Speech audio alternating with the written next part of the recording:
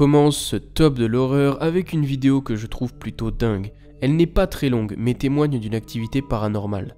Direction la chaîne de l'internaute I Love Ghosties, pour un moment de pure frayeur, vécu par cette même personne, alors qu'il était en train de donner un cours en ligne à ses élèves. Voyez plutôt par vous-même.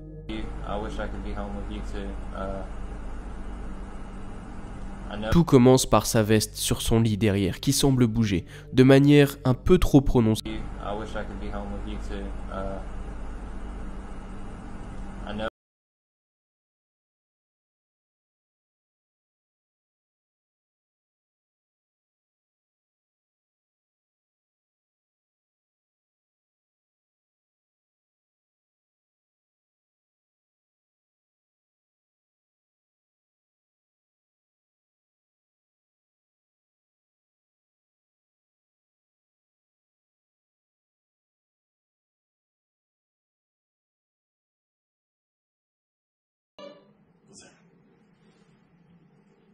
Here. Just my beer bottles.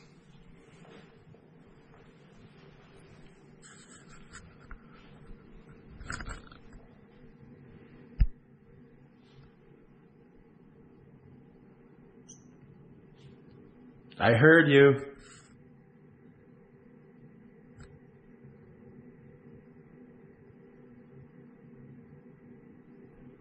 You are not welcome here.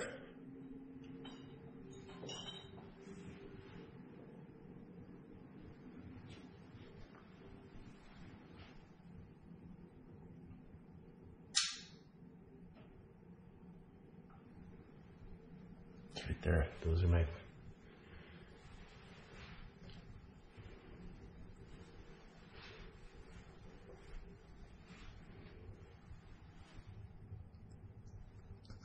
I hear you.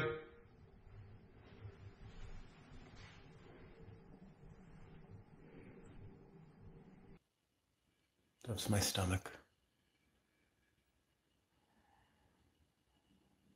What did you? Was that something up there? Did anybody see anything right there? Did anybody see anything right there? Does that help?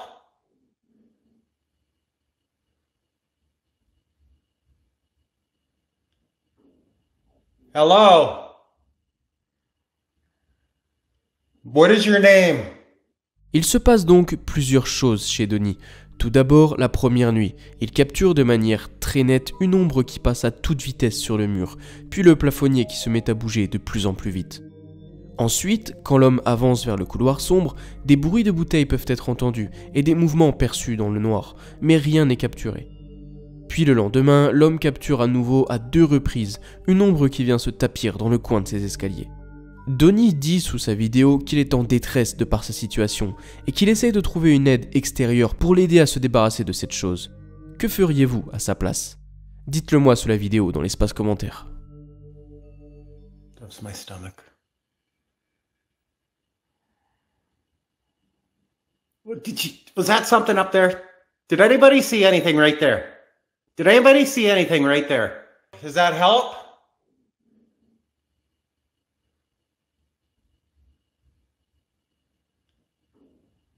Hello? What is your name? Pour le 3e clip de Stop de l'horreur, direction la chaîne de l'enquêteur en paranormal Pasilio Infinito, que j'ai déjà mentionné plusieurs fois pour ses explorations flippantes dans des endroits glauques et souvent décrits comme hantés.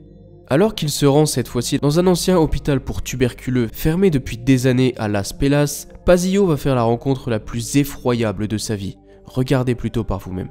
Lo que encuentra adentro es escalofriante. Este es el documento.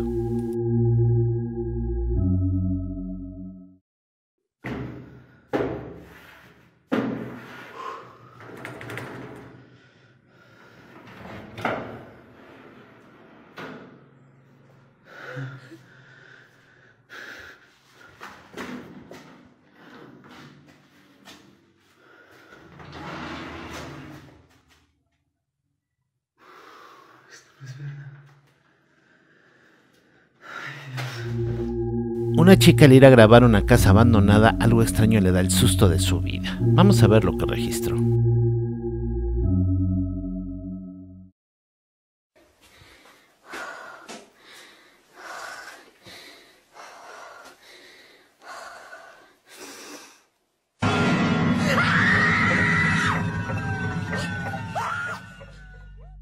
Déjà, en arrivant dans la salle de bain, Pazio capture quelque chose derrière la vitre. C'est assez difforme et furtif, et ça semble s'évaporer la seconde d'après. Puis quand il décide de descendre dans les entrailles du vieux bâtiment, il se fige en entendant des bruits. Puis il balade sa lampe et se met à éclairer une sorte de visage blanc, terrifiant. L'homme, paniqué, fuira l'établissement dans la foulée. Alors voilà, je prends ces quelques extraits avec des pincettes, car ce sont des choses faisables à l'aide d'un complice. Ceci dit, la personne dit être de bonne foi, et il faudra donc s'en contenter. D'ici là, et comme bien souvent, je m'en remets à vous pour démêler le vrai du faux.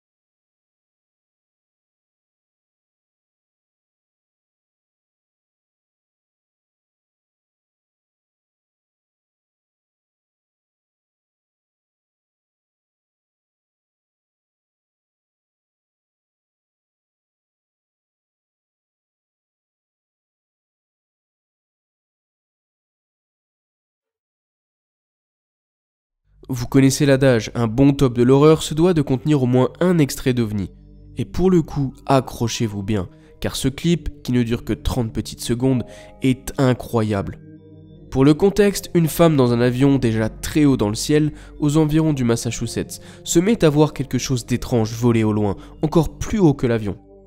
La femme, Jen, attrape son téléphone et se met à filmer. Regardez.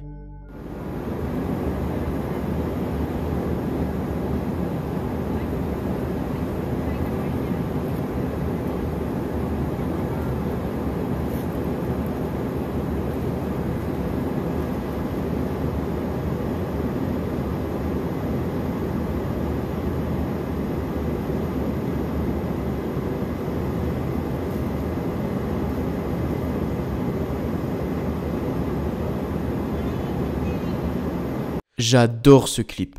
L'avion dans lequel Jen se trouve est en pleine altitude, bien au-dessus des nuages, et pourtant l'OVNI qu'elle capture semble énorme et encore plus haut.